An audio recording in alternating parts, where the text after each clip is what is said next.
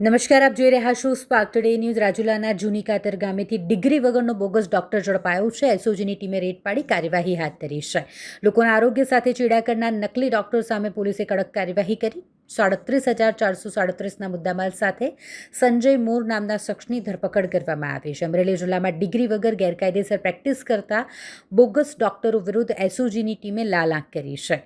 તેઓ દ્વારા એક બોગસ ડોક્ટરને ઝડપી પાડવામાં આવ્યું છે. સાવરકુંડલા તાલુકા વિસ્તારમાં પેટ્રોલિંગમાં હતી ટીમ. આ દરમિયાન ખાનગી બાતમીદાર પાસેથી ચોક્કસ બાતમી મળી કે રાજુલાના જૂની કાતર ગામે સંજય મોર નામનો ઇસમ કોઈપણ પ્રકારની સરકારમાંની ડિગ્રી કે પછી સર્ટિફિકેટ વગર નામ વગરનું ક્લિનિક ચલાવે છે. આ શખ્સ ગેરકાયદેસર રીતે મેડિકલના સાધનો રાખી લોકોને એલોપેથિક દવાઓ અને સારવાર આપીને લોકોની જિંદગી સાથે ચીડા કરી રહ્યો છે.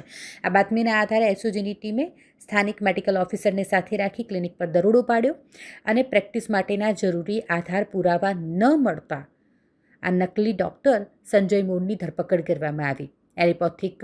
એલોપેથિક દવાઓ અને તબીબી સારવારને લગતા સાધનો સહિત 29 નંગ વસ્તુઓ મળી 37,000થી વધુનો મુદ્દામાલ જપ્ત કરવામાં આવ્યો છે.